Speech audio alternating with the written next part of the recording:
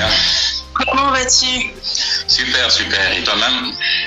Ça va. Alors aujourd'hui, on est en plus ou moins dernier jour de confinement dans une partie de Kinshasa. C'est ça que tu dois comprendre? On espère. Et de votre côté, parce que tu n'es pas à la Gombe, tu es de quel côté? Moi, je suis vers Limité. Donc, nous, c'est vraiment pas le confinement, mais c'est un confinement partiel, bien sûr. C'est-à-dire, ça se passe comment? Ça va, un peu timide, un peu envie, la flemme, mais ça va. Allez, mais écoute, l'essentiel c'est de survivre à tout ça et on va parler un petit peu ensemble de la manière dont se passent les choses de ton côté. Bonjour Fred, bonjour Lionel, KBA, bonjour Yabiso Polambiso, bonjour à tous. Alors on est dans un nouvel épisode In Clients We Trust de Kinshasa.com. Je suis la CEO de Kinshasa.com et nous avons décidé pendant le mois d'avril de profiter du confinement pour donner la parole et la visibilité à nos clients. Alors évidemment, nous avons la chance d'avoir des clients extraordinaires, simplement parce que nous fournissons un produit pour lequel il faut être assez visionnaire pour l'acheter. Et donc ça sélectionne déjà des personnes assez exceptionnelles. Et la plupart d'entre eux ont accepté de nous rejoindre, de faire un partage d'expérience et de nous expliquer un petit peu tant leur parcours que ce en quoi ils croient. Et aujourd'hui, justement, avec le déclic, nous allons parler de fracture numérique, de ce qui est fait en RDC, de ce qui pourrait être fait en RDC. N'hésitez pas, si vous avez la moindre question, à utiliser les commentaires pour ce faire. Et évidemment, comme vous pouvez le voir en bas à droite de votre écran, il y a une petite flèche, un petit avion qui vous permet, si vous appuyez dessus, d'inviter toutes les personnes de votre réseau dont vous pensez qu'elles seraient intéressées par le contenu de cette émission. C'est une émission en direct, donc on a l'habitude d'avoir des déçus qui nous écrivent après pour nous dire « Oh, mais j'ai raté ». Donc c'est le moment ou jamais d'inviter toutes vos connaissances qui seraient intéressées ou qui s'intéressent d'une manière ou d'une autre à la fracture numérique. Et moi, mon petit doigt me dit qu'il y a pas mal d'opportunités de business dans tout problème, en particulier celui-là. Donc, Andy, je te donne la parole. Qui es-tu et quel est ton parcours? Alors, qui suis? Alors, Andy, je suis Andy Katambwe. De formation, je suis informaticien, analyste programmeur et cela m'a plongé dans un parcours de IT après dans plusieurs boîtes de la place et finalement je me suis retrouvé un peu plus tard, responsable web d'une agence de communication. Donc c'était carrément un virement. En tout cas de l'IT au responsable digital. Donc c'était un challenge pour moi, mais ça m'a beaucoup aidé à apprendre à l'État et j'ai beaucoup appris. Et du coup, j'ai vraiment eu le goût de la communication digitale. Et depuis, je suis entre les deux. Je suis dans la communication digitale et en même temps dans tout ce qui est IT, formation, encadrement, proposition de solutions digitales. Et présentement, je viens de lancer depuis le début de cette année la boîte Le Déclic. Le Déclic qui est en fait une sorte de cabinet de formation, de renforcement de capacités, aussi de proposition de solutions digitales. Justement pour pallier à ce problème qui est la fracture numérique. Super, alors on va y revenir. Donc concrètement, toi tu as commencé ta vie après les études en étant freelance. Comment tu expliques ça là où la plupart des jeunes cherchent absolument à trouver un job et tant qu'ils n'ont pas trouvé de job, ils attendent juste à attendre presque 10 ans. Qu'est-ce qui toi t'a fait te dire directement je vais être freelance? Si tu peux expliquer ce que c'est peut-être freelance. Oui, quand on parle de freelance, c'est-à-dire vous travaillez à votre propre... c'est-à-dire vous êtes le chef de vous-même. Vous avez vos propres services, vous rendez vos propres services. Vous ne rendez pas des comptes à un supérieur, mais vous rendez compte à vos clients. Donc c'est un peu ça, freelance. Alors, qu'est-ce qui a fait que je puisse me retrouver dans cette catégorie de carrière? C'est justement parce que j'avais un peu plus d'opportunités. Bien que déjà étudiant, j'ai eu à avoir des opportunités comme ça. Déjà étudiant, j'avais des clients qui de temps en temps appelaient, on dit est-ce que tu peux passer me dépanner à la maison, j'ai un souci avec mon ordinateur, j'ai un souci avec Excel, est-ce que tu peux essayer de m'encadrer un moment. Donc du coup ça me permettait déjà de gagner un petit rien et c'est au fait ça qui a fait que juste après les études que je puisse déjà avoir le goût et que je puisse déjà me lancer. Et puis, il faut dire que j'avais quand même un encadrement dans ce sens, vu que les avantages d'avoir peut-être des grands frères qui sont déjà dans le domaine, qui te coachaient déjà, qui t'orientaient déjà d'une façon à travailler dans ce sens. Parmi tes grands frères, est-ce qu'il n'y aurait pas un grand influenceur qui fait plein de photos sur Instagram ?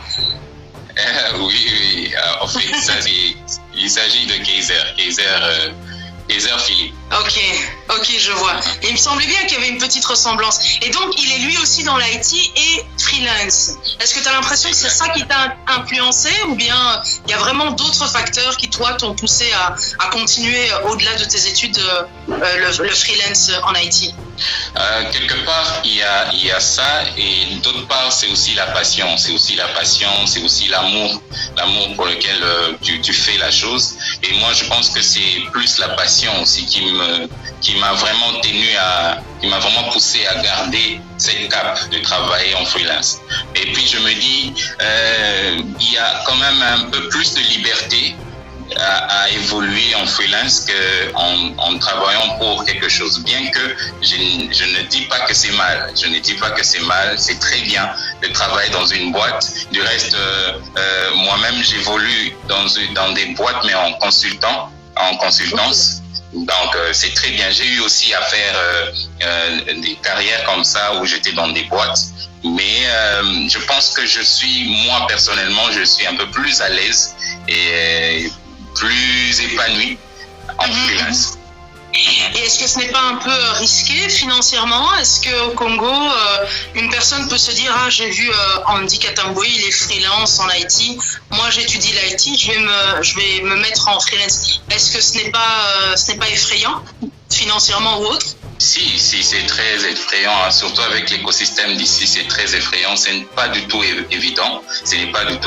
Et c'est quelque chose à éviter quand il n'y a pas de la passion, quand il n'y a pas l'amour pour ce que vous faites. Sinon, vous lâchez vite fait, vous abandonnez vite fait et vous allez être de plus en plus stressé en fait. Parce que c'est bien, c'est cool de travailler pour soi-même, c'est cool d'être libre, mais après, à la fin du mois, vous n'avez pas un salaire. Vous n'attendez pas une facture venant de votre, je sais pas moi, responsable et tout. C'est vous qui devez courir à gauche, à droite, chercher des clients et essayer de vous challenger à tout moment pour relier le deux bouts du mois. C'est vraiment pas facile et pas évident. Mais quand il y a l'amour, quand il y a la passion, on le fait. Et toi, comment tu as fait pour obtenir tes premiers clients et comment tu fais pour en obtenir toujours plus ? Alors déjà, il y a la force du réseau, les connaissances. J'ai toujours dit qu'un client satisfait, c'est déjà un bon ambassadeur pour votre boîte. Quand vous faites bien votre travail, quand vous travaillez avec sérieux et que vous donnez des bons résultats, croyez-moi que ce client-là, il sera le premier à parler de vous. Il sera le premier à vous amener plusieurs clients. Et moi, généralement, c'est ça. Quand je traite avec quelqu'un, j'aborde son problème et que je résous son problème, généralement, ce sont les mêmes personnes, les mêmes clients, les anciens ou l'ex-client qui invite un nouveau client, qui fait grandir le réseau. Donc, généralement, c'est comme ça que j'ai évolué. Bien sûr, il y a aussi les connaissances, aujourd'hui, il y a des conférences, il y a des réunions, il faut participer de temps en temps à des réunions comme ça où vous prenez des contacts, vous contactez des personnes qui sont dans votre domaine, qui peuvent vous aider à améliorer vos services et ainsi de suite. Ok. Et est-ce que tu utilises la communication digitale pour développer ton entreprise ou bien ça tu réserves plutôt à tes clients et toi tu te concentres sur le réseau physique ? Si, j'utilise aussi la communication digitale pour mes propres entreprises. D'accord. Et donc, très concrètement, donc, moi, j'ai, disons, des collaborateurs. Certains savent utiliser un ordinateur, d'autres pas vraiment. Qu'est-ce que je peux faire avec le déclic? Qu'est-ce que le déclic peut faire pour moi? Ça tombe bien parce que justement, nous intervenons à ce niveau-là. C'est-à-dire, comme vous avez parlé de la fracture numérique, il y a aujourd'hui, est-ce que vous imaginez qu'aujourd'hui à Kinshasa, il y a ces personnes qui ne savent pas encore utiliser un ordinateur? Ça semble fou, hein? Non, c'est faux. Justement, c'est une réalité et c'est face à cette réalité que nous intervenons. Des personnes qui ne connaissent vraiment pas le b.a.-ba du numérique, nous commençons là, nous les initions à tout ce qui est informatique, ainsi de suite. Nous les initions à apprendre s'il faut vraiment commencer avec les basiques, quoi. Comment allumer un ordinateur, comment utiliser un ordinateur, jusqu'aux choses les plus compliquées, entre autres le développement, ainsi de suite. Donc le déclic est justement là, dans l'utilisation des outils numériques et aussi dans la culture du numérique, apprendre la culture du numérique. Même le smartphone, là, c'est pas tout le monde qui a la facilité de l'utiliser. Donc nous, on intervient justement là. Et qu'est-ce que tu penses qu'il manque aux gens pour acquérir par eux-mêmes la culture du numérique? Moi, j'ai commencé avec les ordinateurs, j'avais 7 ans. J'ai bidouillé, j'ai passé mon temps à casser l'ordinateur de travail de ma maman, jusqu'à en arriver à me débrouiller avec la technologie sans avoir étudié l'IT. Comment est-ce que tu penses que les gens normaux peuvent naturellement, avec ou sans le déclic, en arriver à une culture du digital, à une culture du numérique dans leur vie de tous les jours? Alors, c'est déjà une question de volonté. Il y a d'une part la volonté. Il faut qu'ils aient la volonté de se décider. Par exemple, quand vous décidez, bon voilà, je vais apprendre comment utiliser un ordinateur, vous allez vous y mettre. En tout cas, vous allez vous y mettre d'une manière ou d'une autre. Vous allez chercher un ordinateur, vous allez chercher à demander comment ça marche, comment ça se passe. Déjà, il y a ça. Le premier niveau, c'est ça, la volonté. La volonté est bien évidemment avoir accès à ces matériels. Parce que vous pouvez avoir la volonté, mais tant que vous n'avez pas accès à ce matériel, aujourd'hui, il suffit juste de faire les tours dans les écoles, par exemple. Il y a des élèves qui ont la volonté d'apprendre.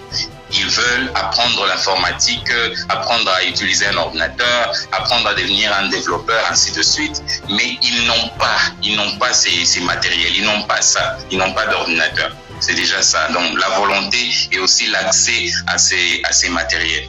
Ok. Et concrètement, comment est-ce que vous faites pour... qu'est-ce que tu penses qu'il faudrait pour que plus de gens aient accès? Parce qu'on parle de la volonté d'une part, mais il y a aussi l'accès. Qu'est-ce que tu penses qu'il faudrait faire? Quel type d'acteurs, quel type de, allez, on dit stakeholder, mais quel type de parties prenantes il faudrait pour que la RDC se débarrasse de cette fracture numérique? C'est-à-dire, je pense que c'est 70% de la population qui n'est pas du tout connectée. Qu'est-ce que tu penses qu'il faudrait faire par rapport à ça? Alors, il y a un gros souci en termes d'infrastructure. Parce que quand on parle, par exemple, de cette fracture, la fracture est à 2 niveaux. On parle de la fracture au niveau d'accès et la fracture au niveau d'usage. Le premier niveau, c'est vraiment la fracture au niveau d'accès. C'est rassurer que tout le monde a accès au numérique. Est-ce que tout le monde a accès au numérique? C'est qui est déjà quelque chose de pas très sûr.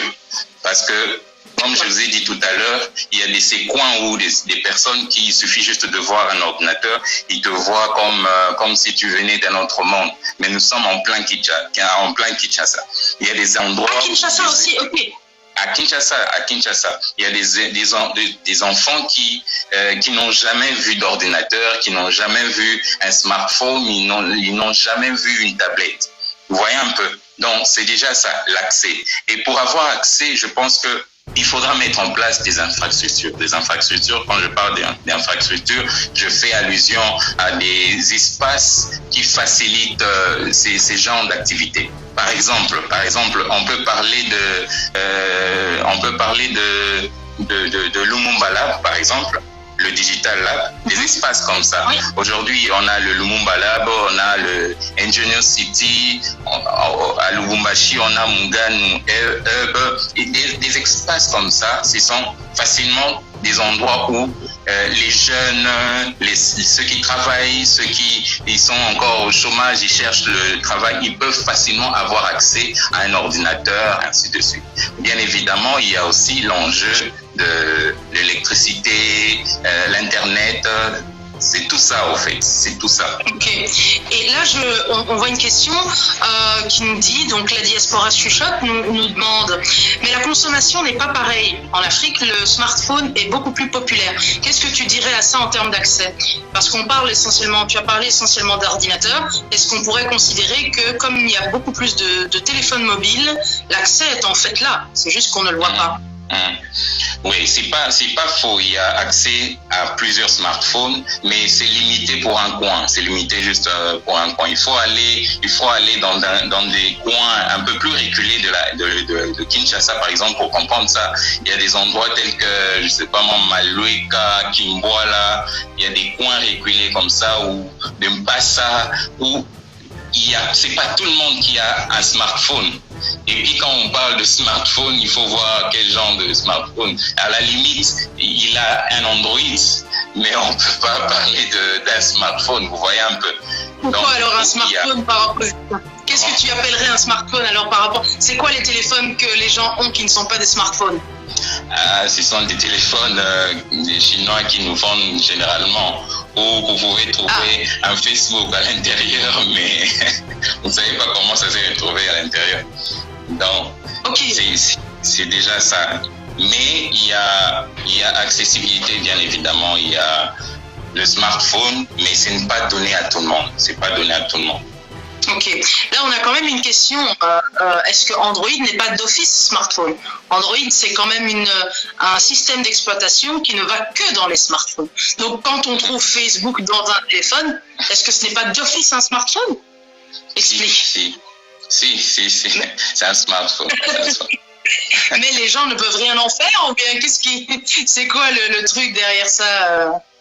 Non, ils peuvent utiliser, bien sûr, ils peuvent utiliser seulement,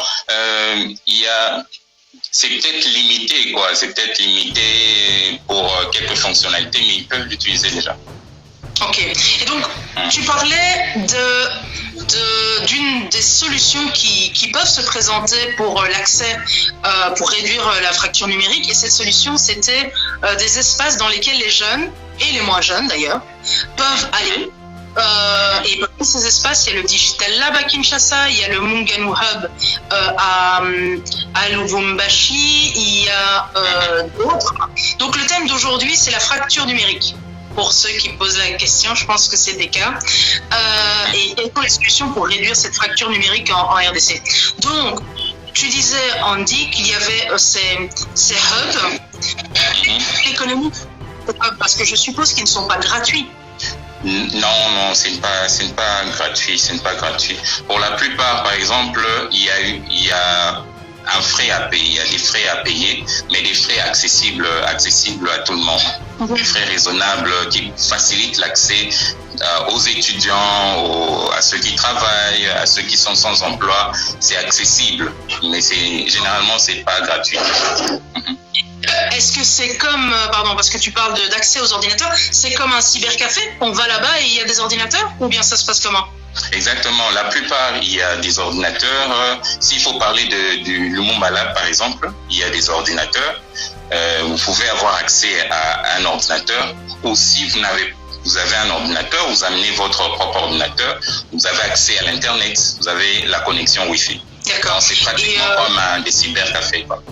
Et quelle différence alors tu fais entre les cybercafés et les hubs tels que ceux-là?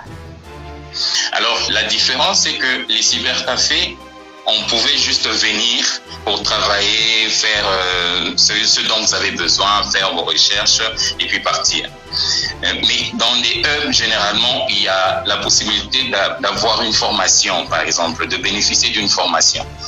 La plupart des hubs, ils organisent des formations. Mis à part des formations, des suivis peuvent même vous suivre de façon personnelle, si vous avez un souci en termes de, je sais pas moi, de votre projet, vous avez une idée, vous avez besoin des conseils, besoin d'orientation, ils peuvent vous faire, vous suivre au fait. Donc, vous voyez un peu la nuance. La nuance, c'est un peu ça. Ok, donc on a parlé d'accès. L'autre problème, à part l'accès, c'était quoi? C'était la volonté, c'est ça? L'utilisation. L'utilisation, pardon. L'utilisation. Et qu'est-ce que tu entends par l'utilisation, la difficulté d'utilisation? Les gens, une fois qu'ils ont accès, ils ne savent pas utiliser ou comment ça se passe? Non, là, parlant de l'utilisation, je vois plus les défis qu'il y a. Par exemple, vous pouvez avoir un espace de travail où vous pouvez être abonné dans un hub, par exemple, mais il y a le challenge, le courant, l'Internet. Vous voyez un peu tout ça. Vous pouvez avoir votre smartphone, vous pouvez avoir votre ordinateur, mais est-ce que vous avez du courant? Est-ce que la connexion Internet, elle est aussi bonne que ça? Est-ce que vous avez facilement votre data? Ce qui n'est pas du tout facile ici. Le data, ça coûte. Pour avoir accès à une bonne connexion, c'est déjà pas évident. Vous voyez un peu. Donc, en termes d'utilisation, il y a plus cet aspect-là. Dans l'aspect électricité et la connexion Internet, le coût de l'Internet.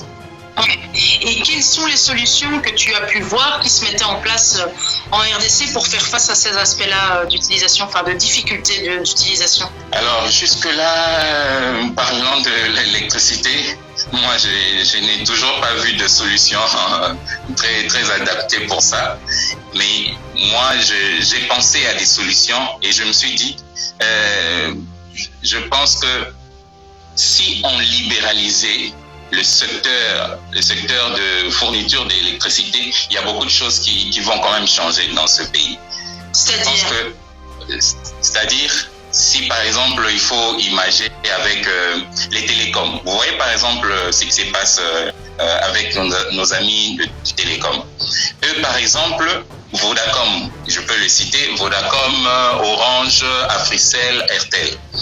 Vous pouvez avoir une SIM Orange et que vous remarquez que Orange a des soucis et ainsi de suite. Vous avez la possibilité de shifter, d'aller vers Airtel par exemple.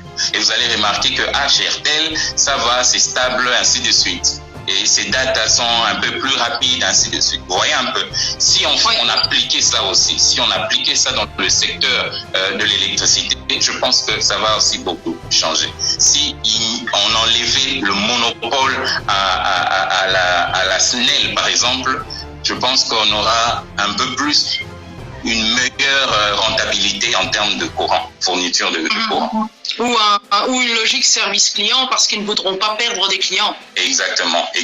Chacun sera là en train de vouloir offrir une bonne qualité et pour gagner de clients, bien sûr. Tout à fait.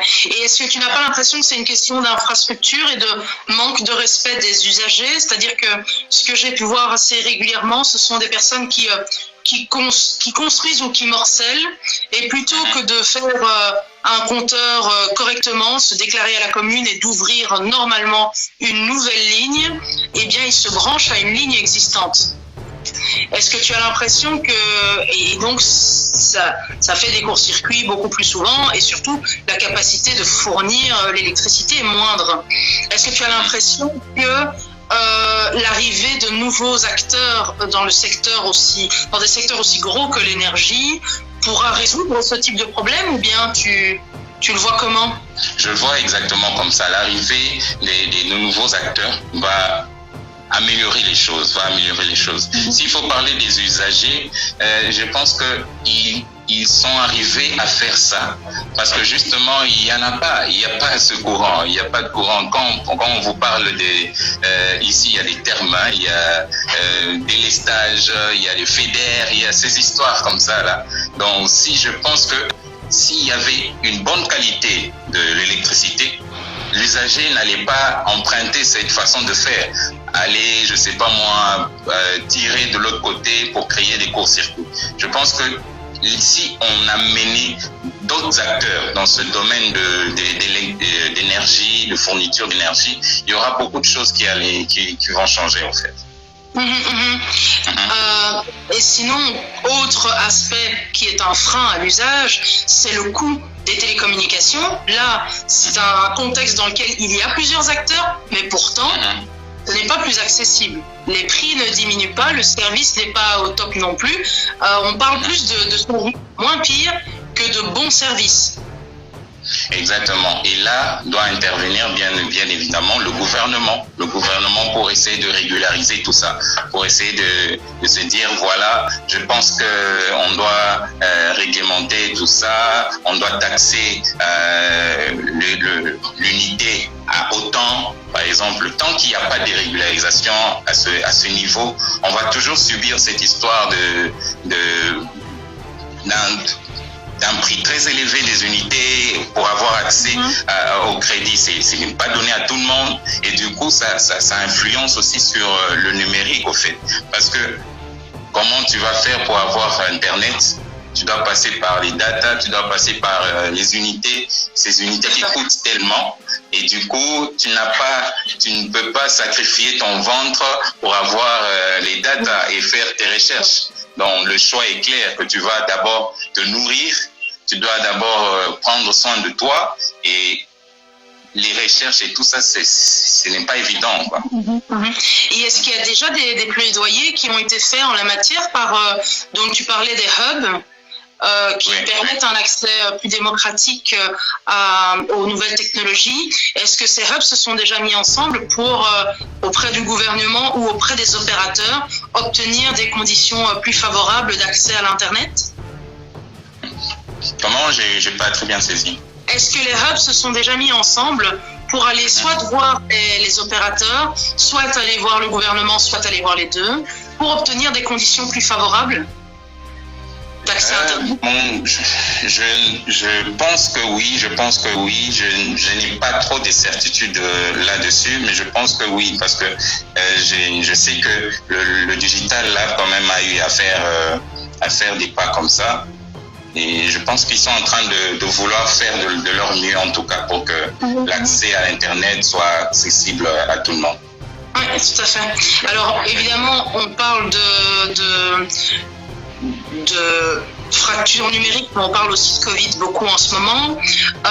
Vu le fait que qui dit Covid dit confinement, dit diminution, voire arrêt des activités pour certaines entreprises, est-ce que les entreprises qui faisaient appel au Déclic ou à d'autres de tes services continuent à opérer durant le Covid, ou comment ça se passe? Comment est-ce que tu te réorganises? Du reste, pour celles qui ne sont pas à Gombe, en tout cas, ils continuent à bénéficier de nos services, mais pour d'autres... je crois qu'on a une petite... coupure de courant, enfin pas de courant mais de connexion. En tout cas, chaque fois qu'on a, ils décident de nous punir, et ils ont fait quitter la vidéo à le Déclic. Donc je propose qu'on change de sujet. On va refaire l'appel, on va recevoir à nouveau le Déclic dès qu'on le voit à nouveau connecté. Moi, je pense qu'il a été puni, parce que les opérateurs n'aiment pas quand on dit qu'ils sont mauvais et qu'ils doivent être moins chers. C'est la deuxième fois que ça se passe. Donc, on n'en parlera plus. Mais en tout cas, oui, l'une des solutions, ça a été... le Déclic est de retour. L'une des solutions, ça a été de mettre sur pied des hubs. Et l'autre solution a été... Et l'autre solution serait en tout cas... La punition, là. Bon, qu'est-ce que l'opérateur? Et puis, quand on parle d'eux, donc, ils agissent quoi. Tu sais, c'est la deuxième fois qu'on a ça. Tu es chez quel opérateur? Comme ça, déjà. Oui. La dernière fois qu'on a les deux postes. Chez RTL. Bon, alors on va dire que RTL est un excellent opérateur. Donc voilà, comme ça on pourra continuer notre conversation. Mais donc, je faisais un petit récapitulatif du coup des sensibilisations. Donc j'entends ici, il y a des campagnes de crowdfunding qui existent. Pourquoi ne pas proposer une campagne de financement participatif afin d'investir dans l'aménagement d'un hub. Est-ce que c'est difficile d'aménager un hub, du coup?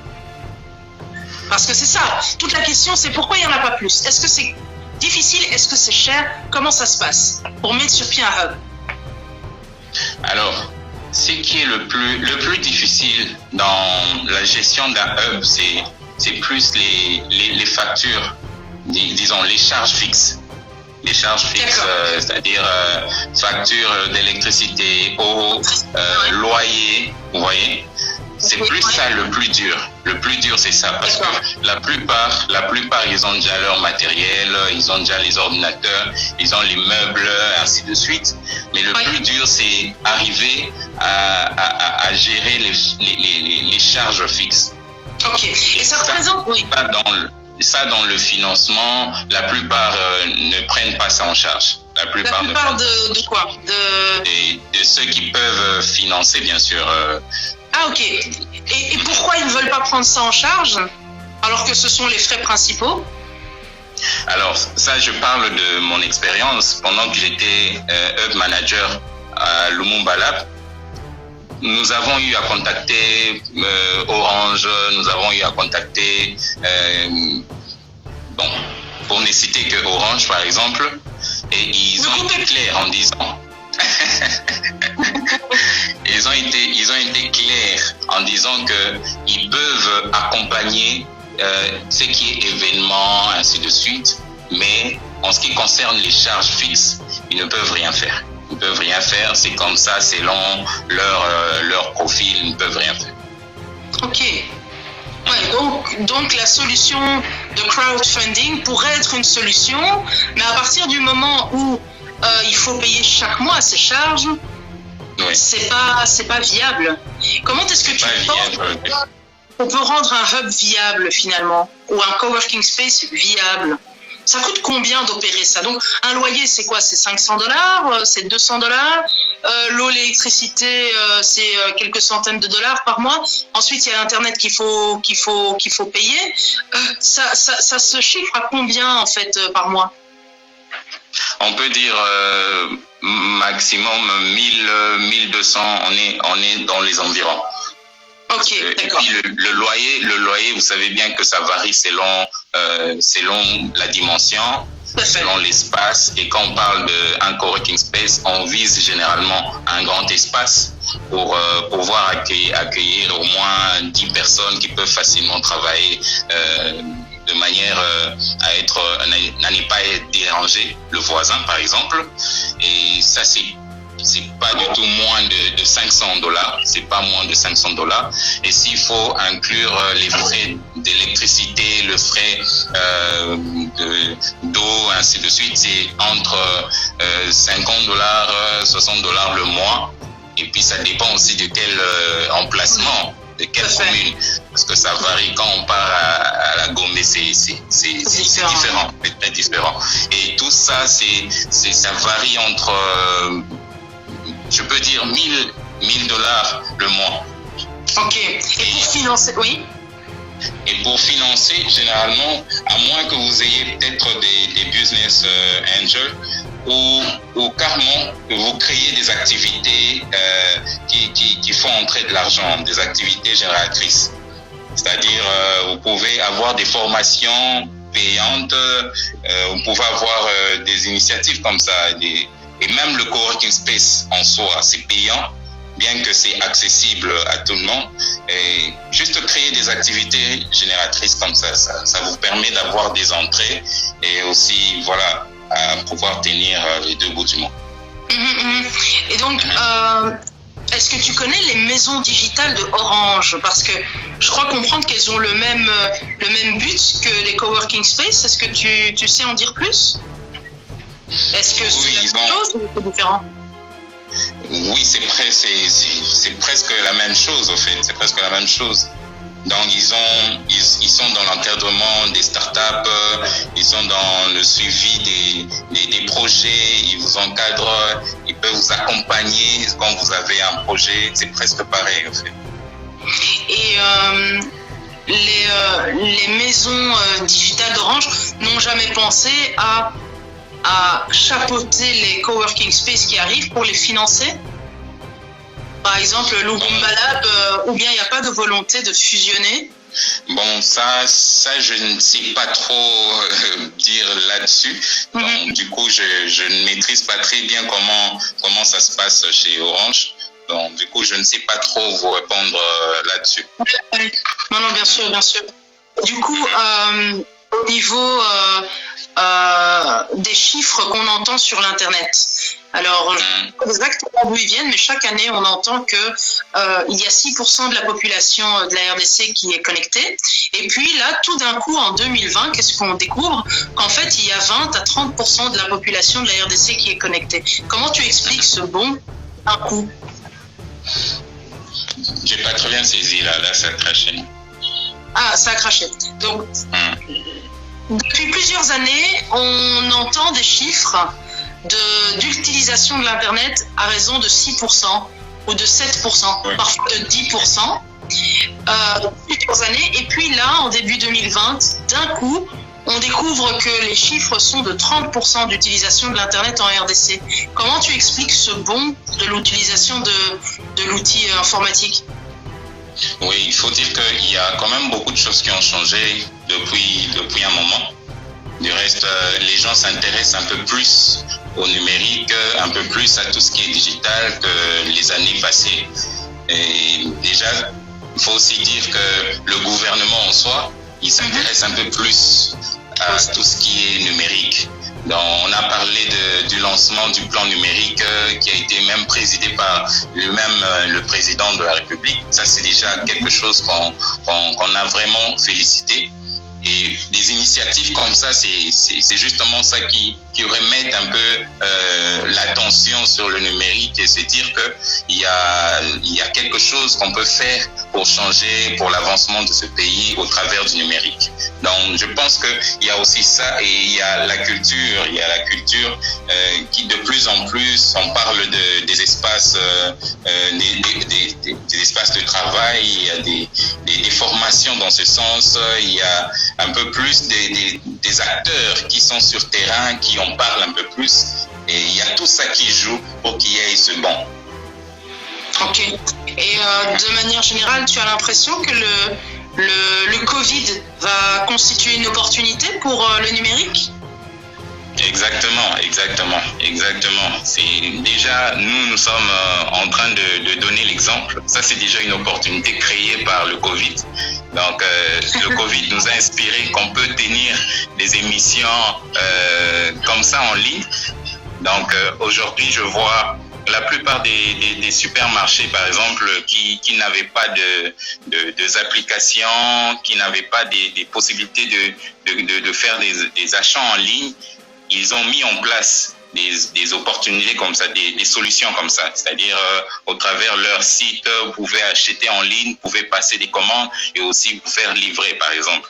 Ouais. Donc, le Covid, c'est en même temps c'est une pandémie qui chamboule beaucoup de choses, mais en même temps, c'est vraiment une opportunité pour le numérique. Tout à fait. Et de manière générale, est-ce que tu as l'impression que les personnes qui ne savent pas lire sont écartées du numérique, ou bien en fait ce n'est pas nécessaire pour utiliser un ordinateur ou un téléphone, ce n'est peut-être pas nécessaire de savoir lire ou de parler français ou anglais? Non, bon, je pense que c'est vraiment pas très prioritaire, quoi. Vous pouvez ne pas savoir parler français, mais vous utilisez votre ordinateur. Du reste, c'est la technique, hein. C'est plus technique, quoi. Vous savez démarrer là, cliquer là, et ainsi de suite. Donc, ça n'a rien à voir avec votre niveau de français et autres, quoi. Ouais, donc tout le monde peut apprendre, quoi. Et justement, donc moi j'ai vu que tu avais aussi travaillé dans un contexte d'apprentissage aux enfants à coder. Oui. Tu peux nous en dire? Oui, c'était plus dans le cadre du bénévolat où je travaillais au Digital Lab. Au Digital Lab, on avait comme l'une des missions former et informer.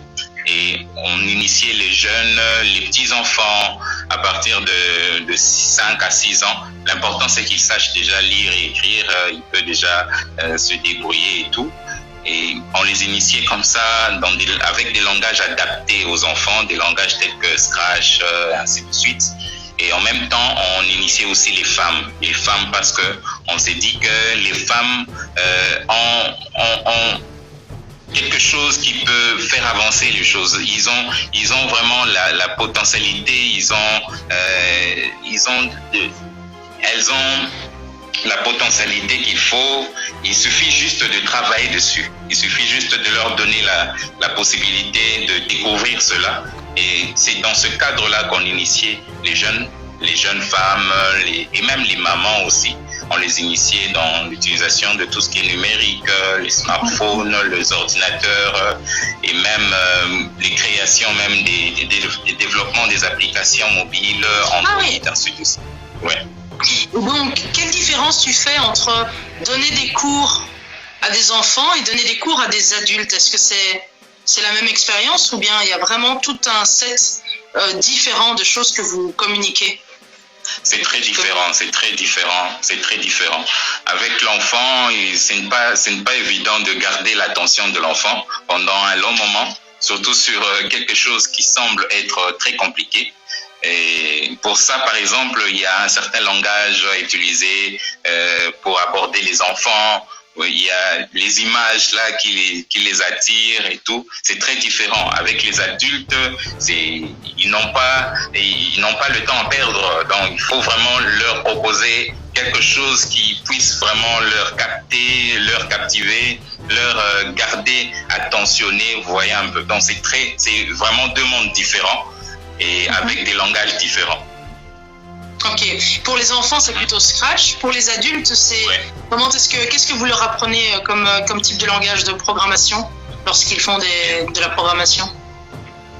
Alors, avec les adultes, c'est le Android Studio. Vous voyez un peu Android Studio avec tout ce qui va avec. Et c'est plus ça. Avec les dames, par exemple, ils apprenaient plus. S'il faut parler que du développement des applications Android, ils utilisaient plus Android Studio pour prendre le temps de développer et ainsi de suite. Et ça, sans pour autant être informaticiennes de formation. Donc, elles étaient vraiment dans tout le domaine, coupe et couture, je sais pas moi, artistique, ainsi de suite, mais elles apprenaient et elles arrivaient à faire quelque chose. Ok. Et si tu avais une baguette magique, est-ce que tu préférerais transformer tout le monde en informaticien ou est-ce que tu préférerais donner l'accès à tout le monde au numérique? Qu'est-ce qui est le plus important, tu penses? Donner l'accès à tout le monde. Donner l'accès à tout le monde, que chacun se sentent un peu libres pour s'acquérir un ordinateur, pour avoir une connexion Internet. Déjà, si chacun a l'accès au numérique, il peut facilement apprendre, il peut facilement se développer et avancer. Allez, sur ces belles phrases, on va simplement vous inviter tous à aller voir le déclic. Qu'est-ce qu'on peut faire si on a besoin de tes services? Concrètement, comment ça se passe? Alors déjà, il y a le numéro que vous allez retrouver sur notre page Instagram. Il y a la page Instagram, c'est le déclic, comme vous le voyez là. On crée un déclic dans la tête de chacun pour se dire que vous pouvez faire quelque chose, vous pouvez le faire. Il suffit juste d'un peu de volonté et un peu de votre temps. Donc sur notre Instagram, vous allez trouver les coordonnées, notre numéro, que vous pouvez facilement nous contacter par WhatsApp, par appel. On sera là pour vous rendre service. Ok, d'accord. Ben voilà, si vous avez besoin d'une manière ou d'une autre de renforcer vos compétences en ce qui concerne tant la bureautique que l'utilisation basique d'Internet ou même la programmation, ou bien la programmation, vous ne donnez pas de formation. Même de la formation en programmation, vous donnez. Donc, si vous voulez devenir un as de l'informatique, que ce soit à niveau de base ou niveau hyper avancé, le déclic peut clairement vous aider à faire ça. Et donc, allez voir le déclic avec CK à la fin sur Instagram. Mais de toute façon, on mettra le lien dans l'après-vidéo, bien sûr. Merci, Andy, pour avoir été avec nous tout ce temps. De rien, avec plaisir. Merci à vous de nous avoir suivis malgré la coupure par les méchants opérateurs de dire la vérité. Merci donc à vous de nous avoir suivis. Donc, on se retrouve mercredi avec Décaange. Est-ce que tu connais Décaange et Oser le foulard? Non. Non, tu ne portes donc pas de foulard? Ce sera une grande découverte. Ce sera une grande découverte parce que Décaange a créé la marque de foulard, notamment celui que je porte, Oser le foulard, avec toute une histoire derrière, tout un mouvement derrière. Mais Décaange est aussi community manager. Et donc, dans une période telle que celle-ci, où tout le monde se pose la question de savoir comment est-ce que je vais faire pour réorganiser mon activité, communiquer comme il le faut, gagner grâce aux réseaux sociaux, eh bien, Décaange a pas mal de réponses à donner à ce type de questions. Donc, c'est elle que nous retrouverons mercredi et j'espère que tu seras là avec nous. Est-ce que tu as une question pour Décaange? Super. Est-ce que tu aurais une question pour Décaange? Alors, ma question, je pense que je vais peut-être la garder pour le jour J. Ah, ok. Écoute, on attendra ta question avec impatience le jour J. Et je te dis à mercredi. À mercredi, Laetitia. À mercredi à tous. Au revoir.